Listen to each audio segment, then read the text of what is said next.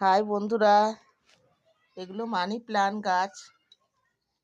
এটা মাটি আমি তৈরি করছি। আপনারা দেখুন, আপনারা কিভাবে করেন জানি না, আমি যেরকম করছি দেখাচ্ছি।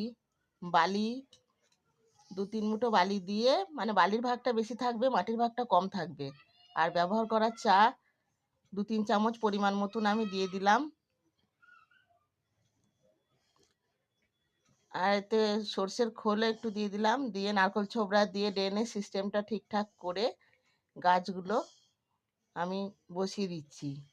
এই মানি প্ল্যান্ট গাছ আপনারা অবশ্যই যেন পূর্ব দক্ষিণ কোণ দেয়াল করে বসাবেন, আর ঈশান কোণে বসাবেন না। এই গাছ অনেক উপকার দেয়। এই গাছের যে শুদ্ধ বাতাস আমাদের অনেক কাজে লাগে।